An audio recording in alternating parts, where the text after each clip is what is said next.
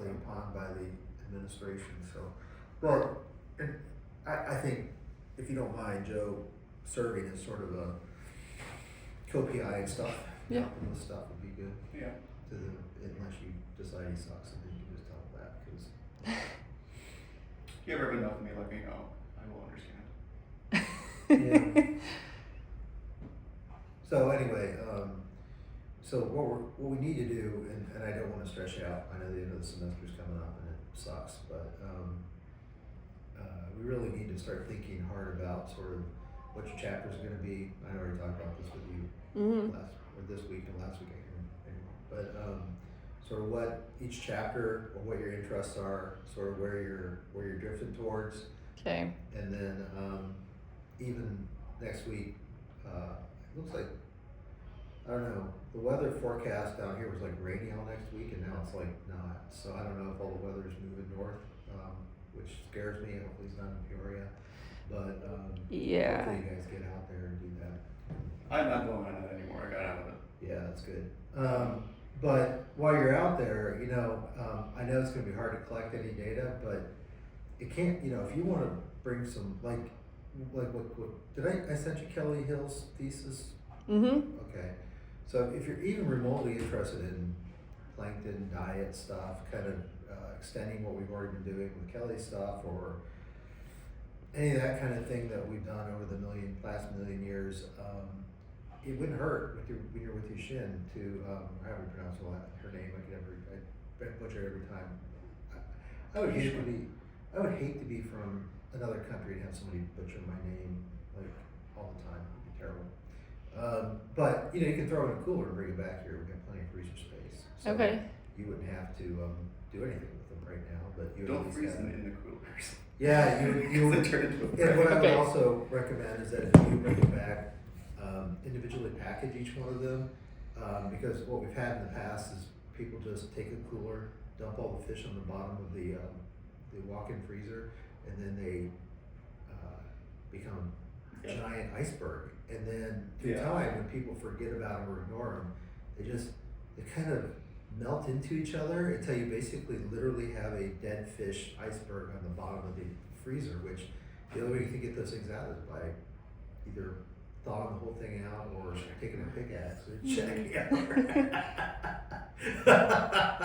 I left them all in a cooler last year. Oh, And I thought I was Jesus. being smart and saving myself a step.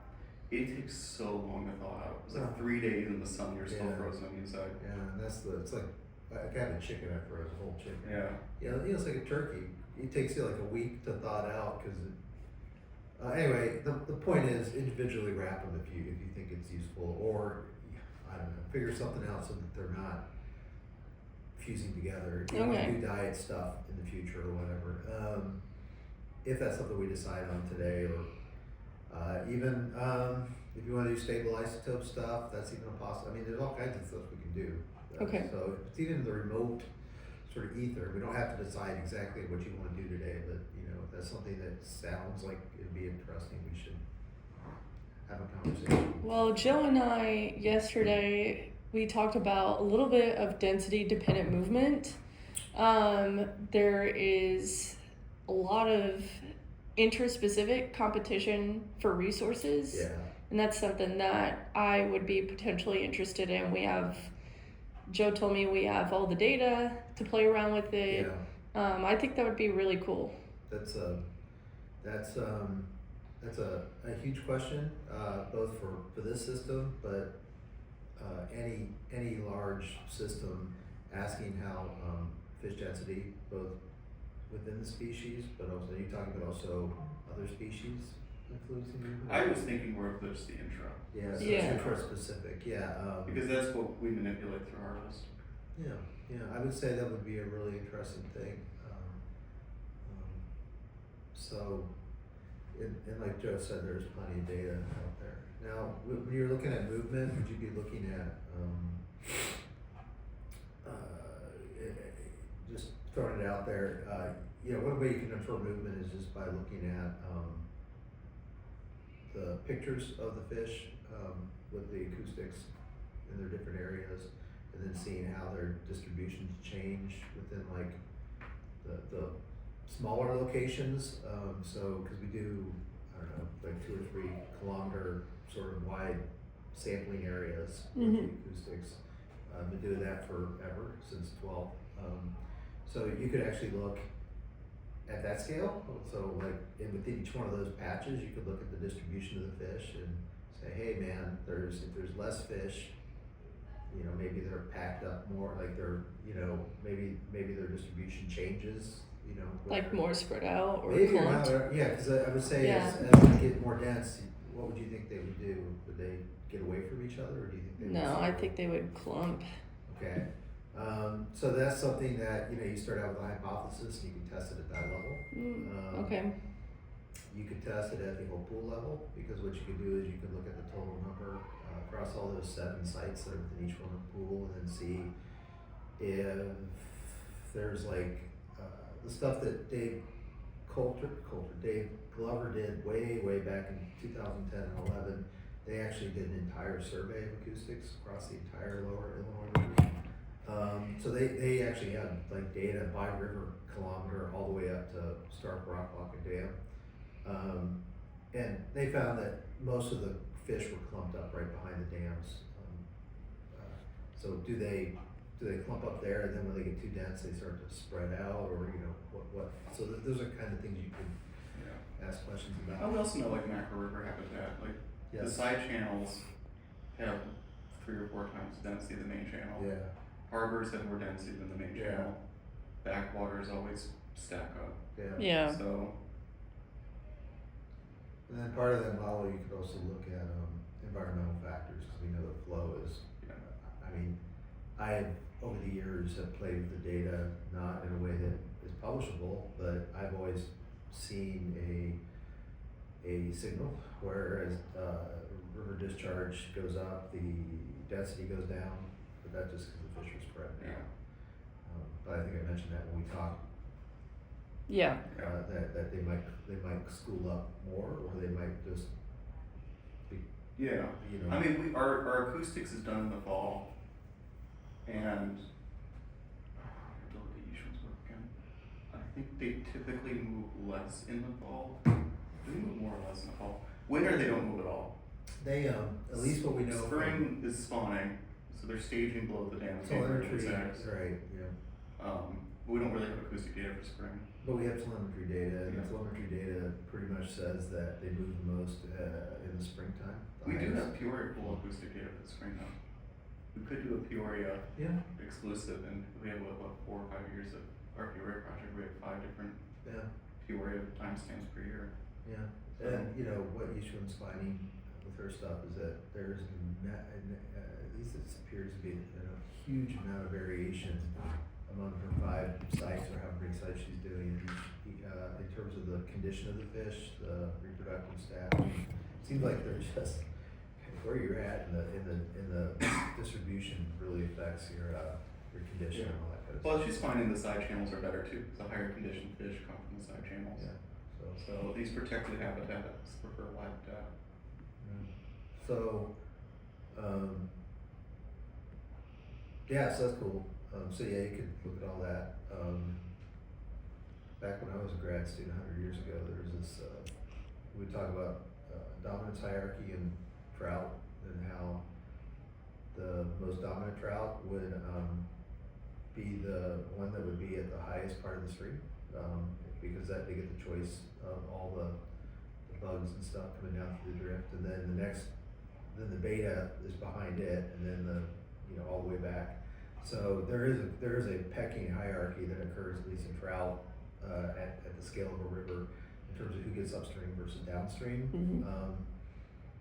I got a bunch of discus yesterday, just watching them beat the shit out of each other. Supposedly docile schooling fish, kind of shenanigans going on. So I imagine carp probably do the same thing. So that could very well play into this. So yeah. Their forage have that much variability though. Like the drift, like, I mean, are they culling so much drift out that there is a difference between your lock and dam versus 2 miles downstream of it? Yeah, I believe it. You know?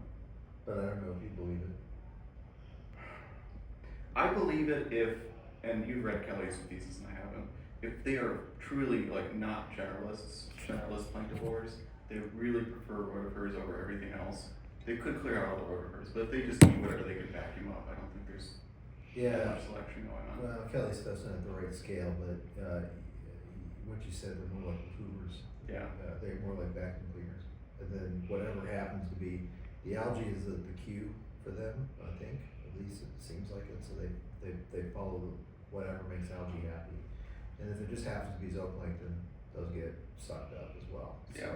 So it's like icing on the cake, so to speak. What we should do is some sort of stabilize, like the nitrogen isotope, and see if they're assimilating zooplankton more preferentially over the phytoplankton, because they could eat the phytoplankton and just. That's totally experimentally doable. Yeah. We know that they sometimes they don't survive in ponds, but sometimes they'll survive forever. So, you know, you could Still float out there. You could actually, put in a labeled, Well, you might do that, like if you have the delta nitrogen or whatever it is, theta nitrogen, there's the ratio to determine trophic level. yeah, Which I don't know if there's that much discrimination between zooplankton preferred versus phytoplankton preferred, because it's both pretty low on the totem pole.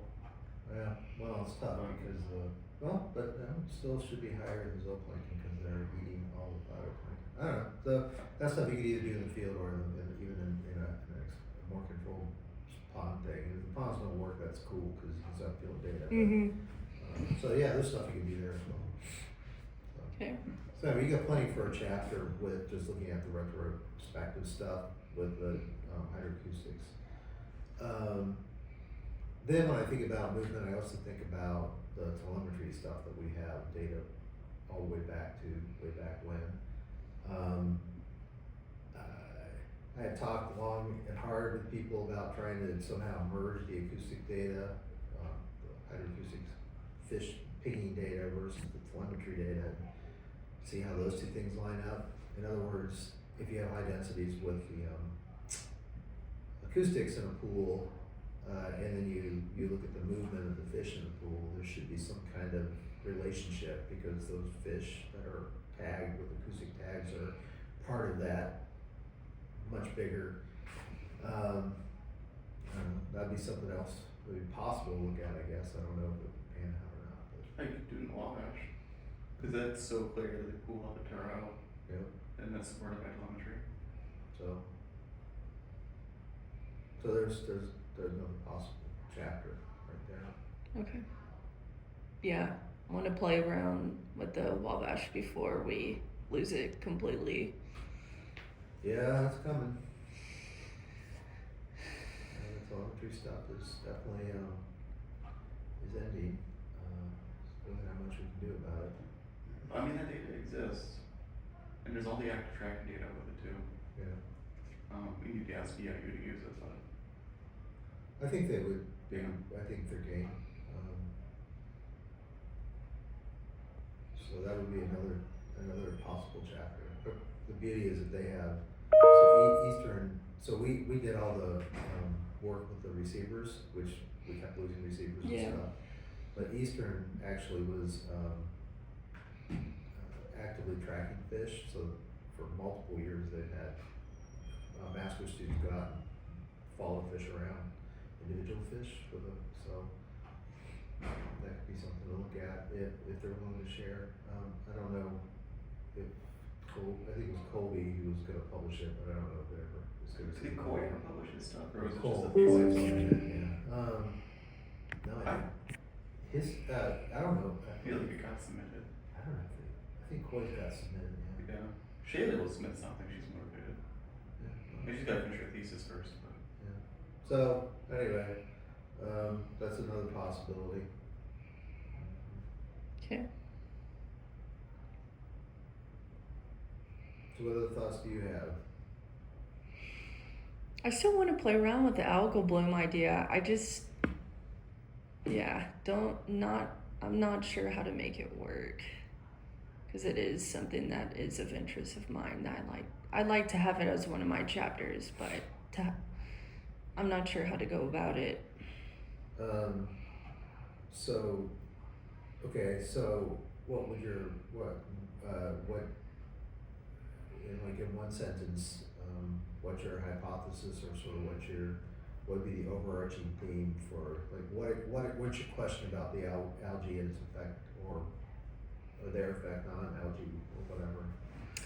Well, because Asian carp are able to tolerate harsh environments, I feel that if they're in an algal bloom like environment, that they wouldn't die out. Like they would just consume all the like algae, cyanobacteria, Okay, and it would have no effect on them. That's Okay. my hypothesis. yeah, well, we know that, I mean, we have plenty of data to show that, right? So Yeah. there's Kelly's work, I've had other students, there's obviously publications, hell, they were brought here to the United States to eat algae, so, so we know that they eat algae and they eat green, they eat blue-green, you know, they kind of eat the whole gamut.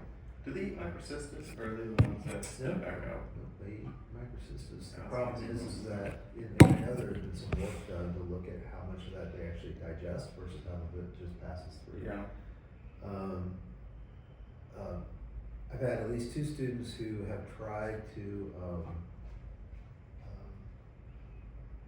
this is kind of weird, and I know this is kind of an aside, but actually there's something to it, is, so they've had multiple students, one student, she's a PhD student, and she worked on it, and then I just had another one, a master's student, and what I was interested in was the stoichiometric effect, which is going to fit what Charlotte's going to talk about today.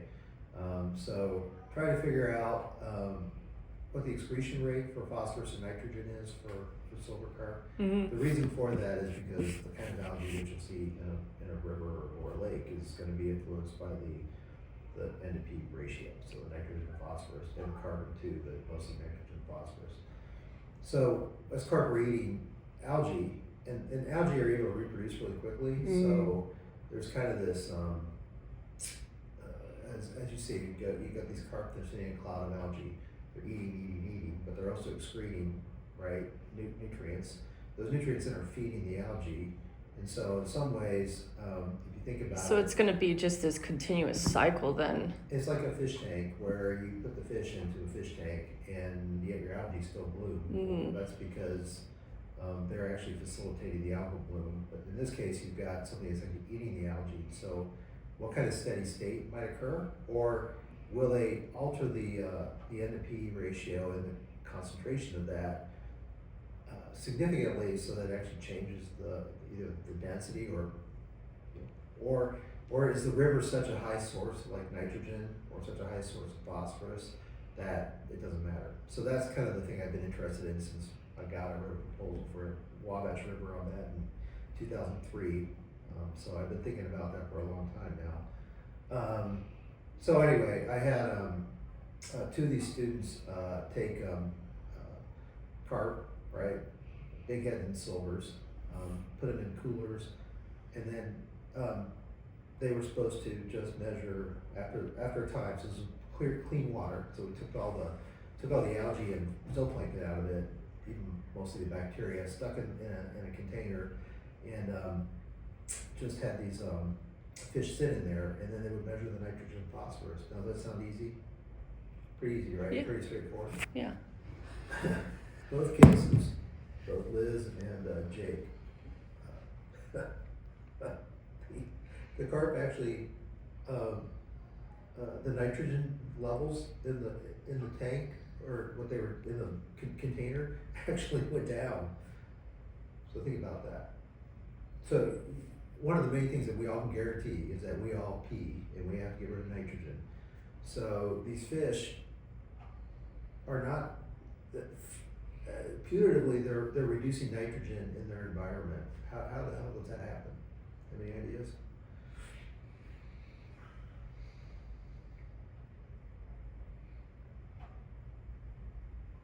I mean, Jake in particular thought he was just, there was an error in his approach.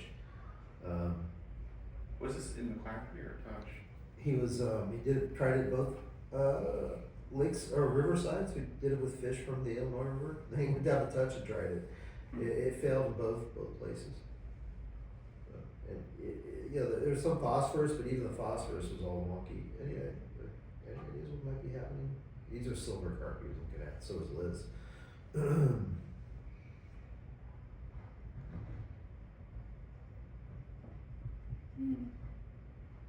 Okay, so what does silver carp eat? At least what we found, eat a lot of. Chlorophyll A. Yeah, and what are the chlorophyll A? It's algae. Yeah. Probably, this is my hypothesis, is probably what's happening is that they're pooping out live algae. So some of the algae is making it through their entire gut and it comes out the other side perfectly live and happy. And so what do algae eat? What algae take up?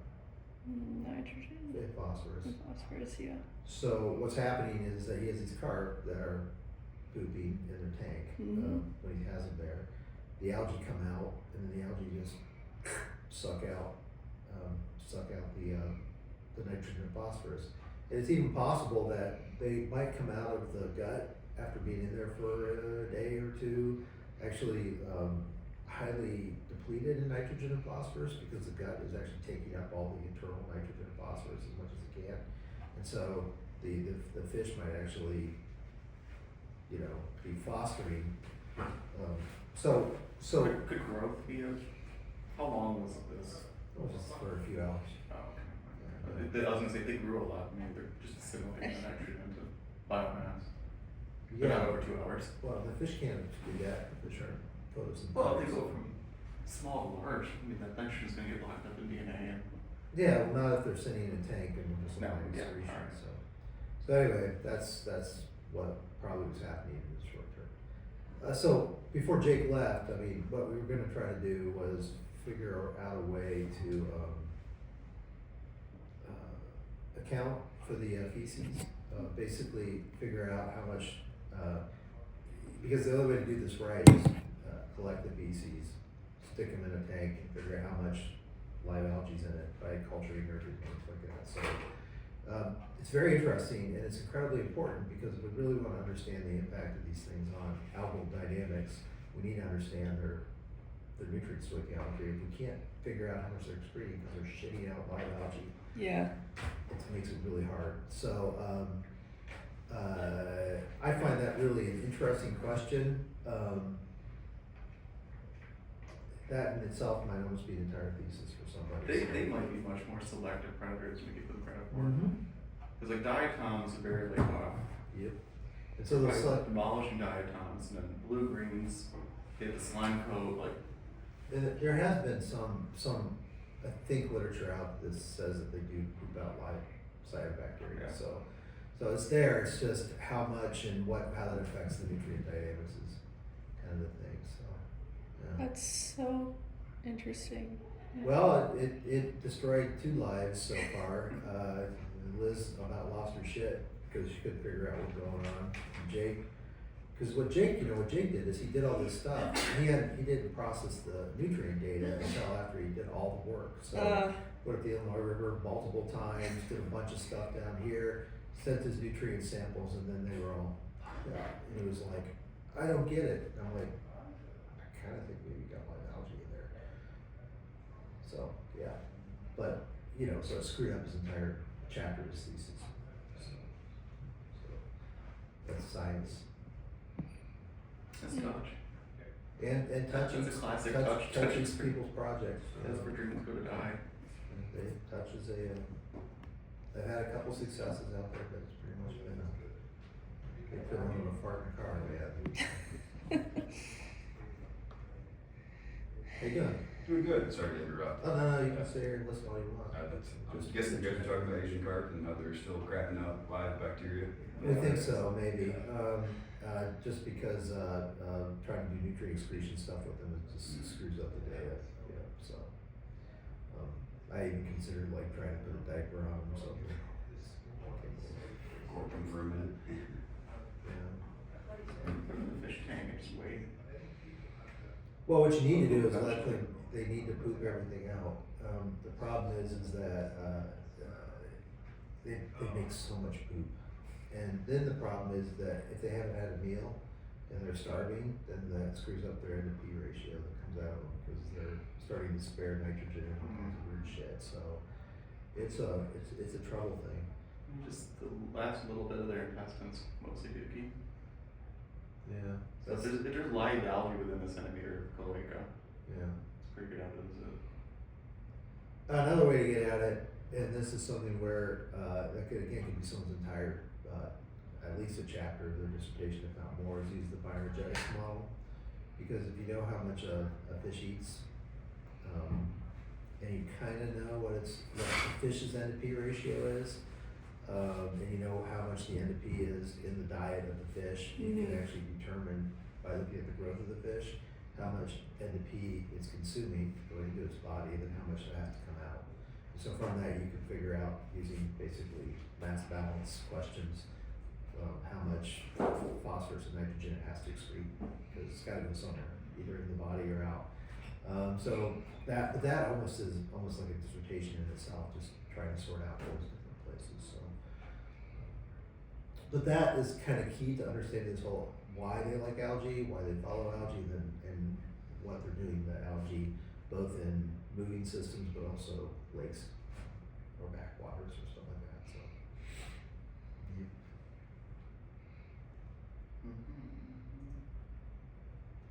Okay, so you just said I'm really interested in this algae. Guys blew 20 minutes just orating. So, what are your thoughts? Yeah. I mean, I think that's it. I think, I don't know, there's a lot of options. Yeah. Yeah, I mean, another thing that I'm also interested in is like where these juveniles are using the otolith stuff that Greg Whitledge is using. Yeah. That's really of interest to me as well. Yeah. Okay, elaborate. Like how would you do this? That I haven't came to conclusion on that yet. So have you talked with Greg about like what would tell you about sort of location with the otoliths? Like how would you use the otoliths to tell you what's going on? Well, I know from what I've read, like the otolith stuff will like determine like their diet, movement, basically their life history. So I was curious if, we don't really know like where these juveniles are. So I was like, well, I'm sure Greg is probably doing some otolith stuff, and I just briefly talked to him about it. I didn't really go into depth about it, but I think Jack is working on a project on that right now. Okay. Yeah. So where do you think the juveniles are?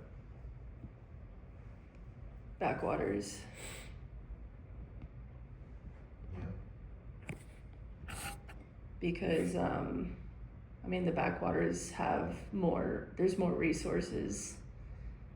So when you talk about backwaters, that's a very broad thing. Backwaters are very diverse part of the riverscape. So are you talking about like side channels? Are you talking about like little shallow lakes that I would say side channels, yeah, away from the main channel. Yeah. Okay.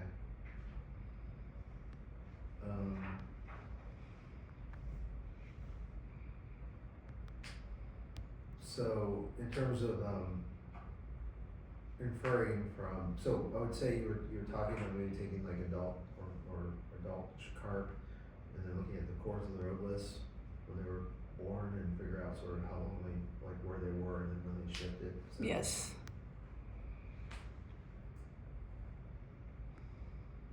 I don't know. Has he done any of that? He's done with grass carp.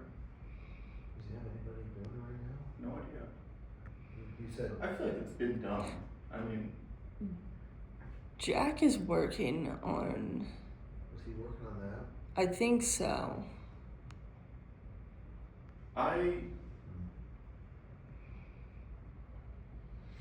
I don't know a lot about isotopes, but my instinct is that there's probably not enough resolution to determine that kind of question. 'Cause I don't think the isotope ratio between like the Spoon River and then the Peoria pool is gonna be tremendously different. Okay. Yeah, for the elemental side, so like if you're looking at different elements like strontium, calcium, barium, which is what some of the people here are doing with, you know, looking at paddlefish across like the entire river continuum. Yeah, because Greg's found that there's differences in big basins. One thing you could look at, and I know Greg has done a little bit of this, is the isotope ratio of oxygen and hydrogen. So so all the water we're breathing here in the air, it has it's mostly oxygen 16, but some of the oxygen here is also the heavy isotope 18, stable isotope. And is it 3 or 2 that's the stable hydrogen? I think it's 2. 3 is? Tritium is it though? That's radioactive, isn't it? I think 2 It's is heavy water. I Is think heavy water too? Deuterium? Deuterium is the What was the stable Nazi one. after? Was it tritium or deuterium? I think tritium is actually used for blowing shit up, but I can't remember. Anyway, one of those hydrogens is actually stable, blah blah blah. So they're around here too. So if you're in a backwater, water evaporates faster than it does in the main channel because it gets dry and starts to evaporate once it floods. So what will happen is that the heavy isotopes will stick around, whereas the lighter water isotopes go up in the atmosphere because they're the ones that come off first. So the fish, when they're absorbing the oxygen isotope, that they start to pick it up, and so that's something you could possibly look at. I think it would be in their tissue, not in their oldest. So I don't know if there's you know what the time scale for that is, and how you. But I know Greg's done a little bit of that stuff, so that's another thing to look at in terms of when these fish made the ontogenetic shift from hanging out more of these evaporative systems to hanging out in the main channel. So that would be something. It would be expensive. That's the only thing, right? But Sea Grant's place, we could potentially go for some money for that. Application process. But hopefully they fix it next year. 'Cause Usually started filling out her portion and it's like re-entering her whole thing into a web app. So I have to do that for you now. But the link's dead now, so. Have you applied for a Sea Grant? No, I haven't, but I know Books Lab does a lot of that stuff, so I've got a couple buddies that do it at the moment. Yeah. Well, Hook used to run Sea Grant. Yeah, exactly. I was gonna interject, EIU starting up actually this very similar project, except we're just purely doing a gear sampling comparison for juvenile carp on the Wabash River, determining where they're at. Since there's such limited backwaters in the Wabash, we hope that it's a gear type issue as opposed to an actual What location. gear are you using? Like smaller seines? Oh my gosh, we've got so much going on. We're gonna try dozer trawls, we're gonna try floating Missouri trawls. I never want to do dozer trawl ever. You're gonna die. Rob. You're gonna hit a dead end and go under. Yeah, thankfully it's not my project. Yeah. But she just started this semester. It's a madhouse of sewing different nets together right now. I think there's at least 7 types. No, we're underestimating. Like e-fishing's terrible for silver carp on there. We're underestimating because there's like some of the stretches where the e-fishing reports back like CPV of like 1 carp. It's like I had 40 jump in my boat. I know there's more than 1 carp. Yeah, that's what LTF says the whole time. Yeah. Abundance has stayed the same, and we know that's not true. Just how effective we are at getting them there. They just caught a lake sturgeon in the Wabash. That's Did what you see I was that? going to talk to somebody about. Yeah. That thing's cool as all get out. Yeah. It was a nice, healthy looking one too.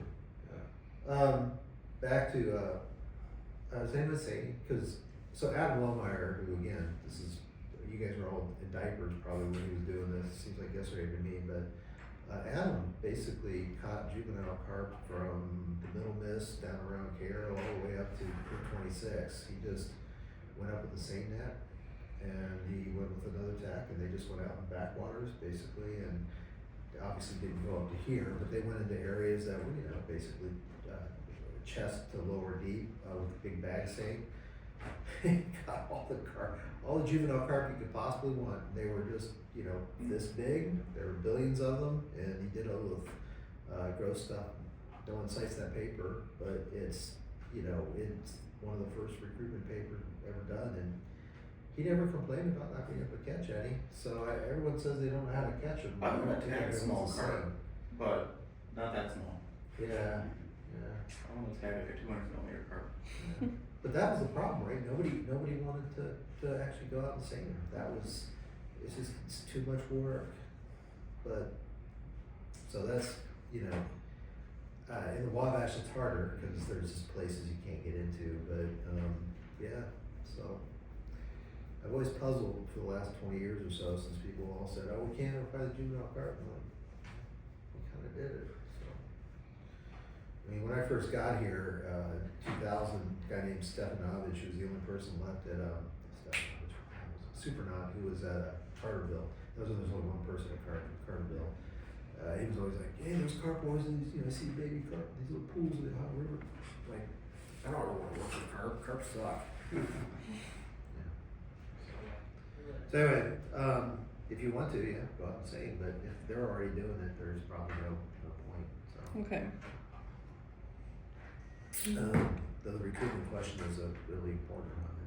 In my opinion, somebody should have been collecting juvenile carp, at least along the Mississippi border for the last 20 years, if they really want to understand what's going on. But that doesn't incorporate the LTRP protocols, so I don't know why they don't say.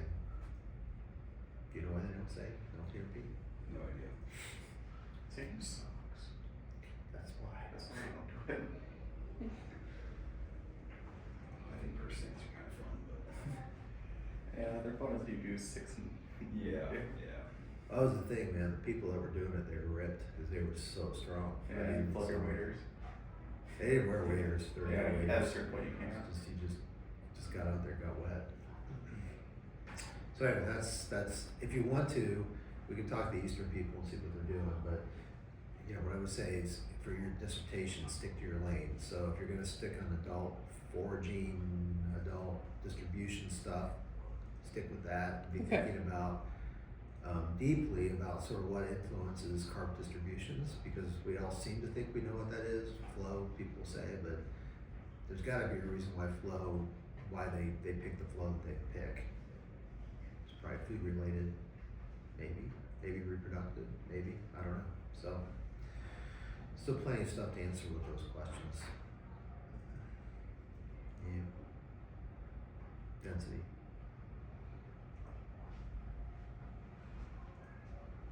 Other ideas? That's all I have so far. There's plenty to start with.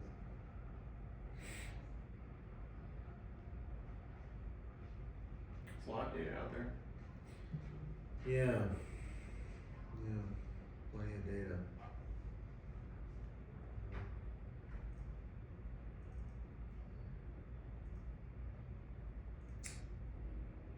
Yeah, so the next steps for you right now is to start fleshing out those ideas, Okay. start reading up on stuff. If you're remotely interested in the stoichiometric stuff that Kelly's been doing and that we tried desperately with Jake and Liz's Theseus, you know, you can start looking into that a little bit more, looking into sort of the digestive process and how these guys process algae. I still, you know, the papers that are out there that say that they eat primarily zooplankton, I've never seen a silver carp that had just zooplankton in its gut. I mean, you open them up and it's bright green goo. And I just don't understand where these people, it's still puzzling to me that they say that they've seen different patterns. So I find that interesting, very, very interesting.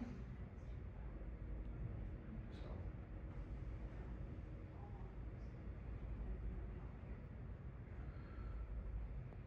I think it's a good set of ideas.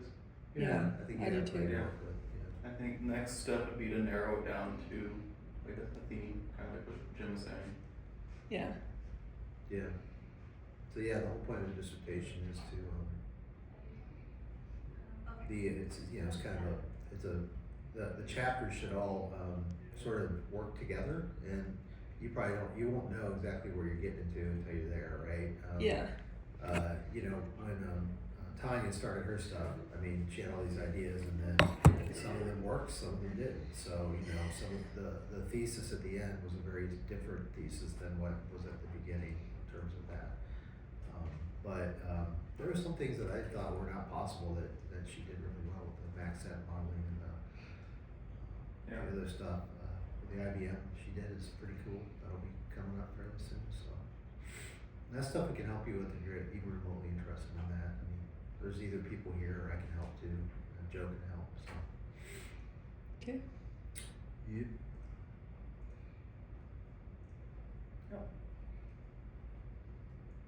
You have a copy of Tanya's thesis, right? Dissertation. I do, and I have her proposal too. That's good. Yep.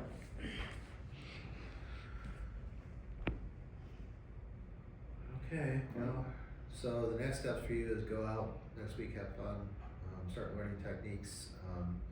We'll probably be leading you on you pretty hard to help lead, I think, maybe the electrofishing once some of the techs move on to other positions, so I'll be thinking about that. Okay. And yeah, we'll go from there.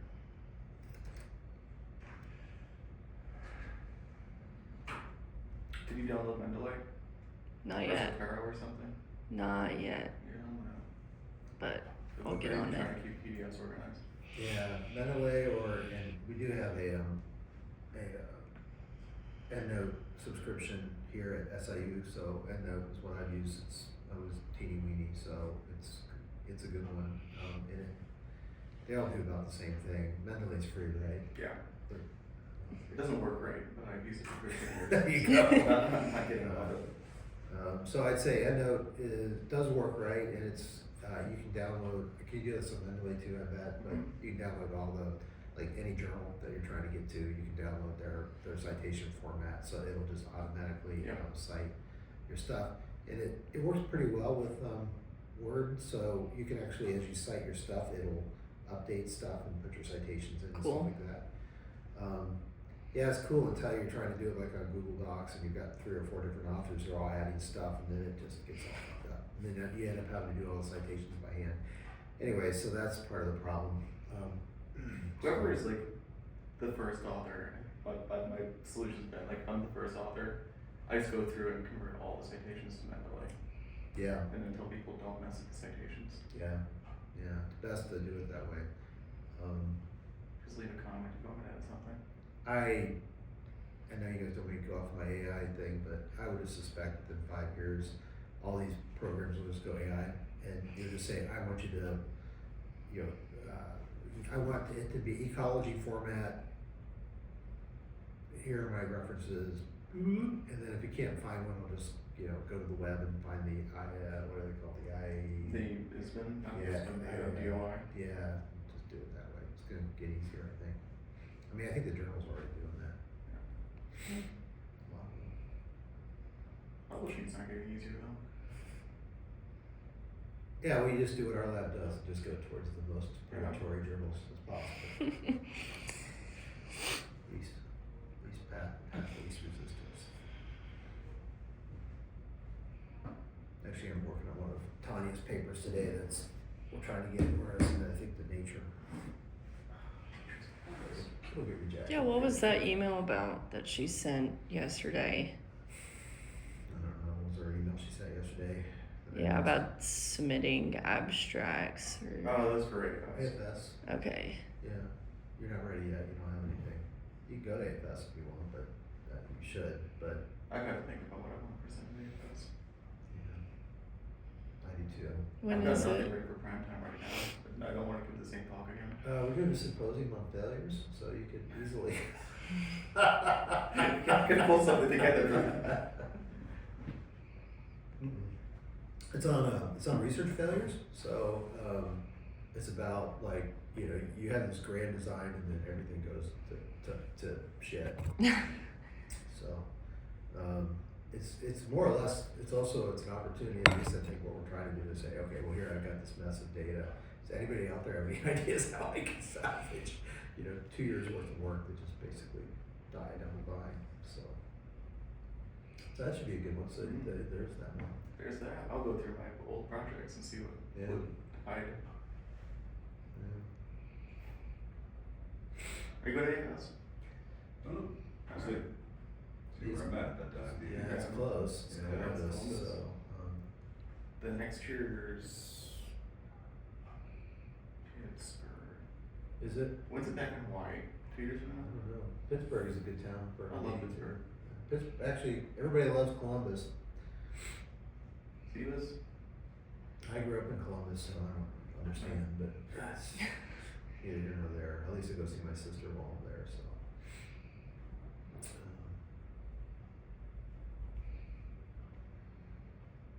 Well, okay, well, just keep us posted. Yeah. As I told you, I don't expect to have a proposal ready until the end of fall semester, really, so you've got plenty of time. This summer should be spent looking at, start with everybody's, like, the papers and theses that come out of this lab. Another thing that drives me crazy is the number of people who come out of this lab, grad students, that don't cite our own work. Like, they'll cite all the stuff the Natural History Survey does, and they don't cite any of our own papers, and I never can figure out why that's the case. It's so weird, and then I'm the one having to insert, well, so-and-so did this paper, so-and-so did this, and it's like, start with our papers first, and then read all the other papers in the literature. It's just so strange, so.